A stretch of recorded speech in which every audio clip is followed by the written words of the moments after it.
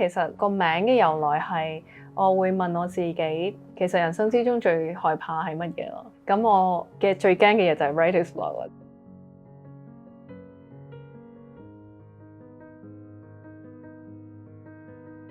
其實我覺得每一個人喺佢哋嘅生命裏邊，我覺得遇到每一個人，其實佢哋嘅人生嗰個 path 都可以拍成一套電影嘅，好似一本書咁，每個人好似寫緊自己嘅命運咁樣。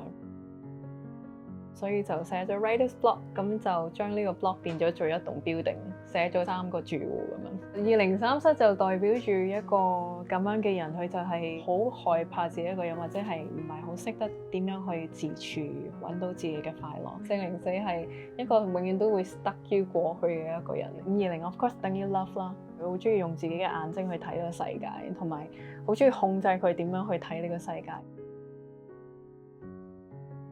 我個 character 有少少比較似5207嘅，佢個愛情觀係佢係一個將自己埲牆捉到好高嘅人嚟嘅，好難令到人哋入到自己世界嘅，而就算有人入到去世界，都唔會改變到佢啲乜嘢。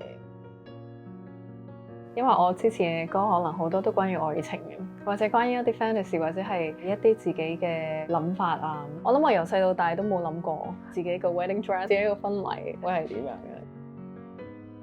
我覺得婚姻係一個好 magical 嘅一樣嘢嚟嘅。當你嘅人生裏邊係發生咗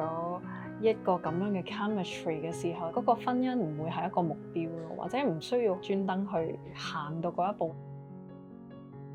我覺得呢一個係一個好特別嘅一個禮物嚟㗎，而呢個禮物未必係每個人會有，但係冇嘅時候亦唔代表個生命一定係唔好。第一樣嘢係有進步啦 ，bring out the best side of me 啦，唔係大家變咗大家嘅地獄。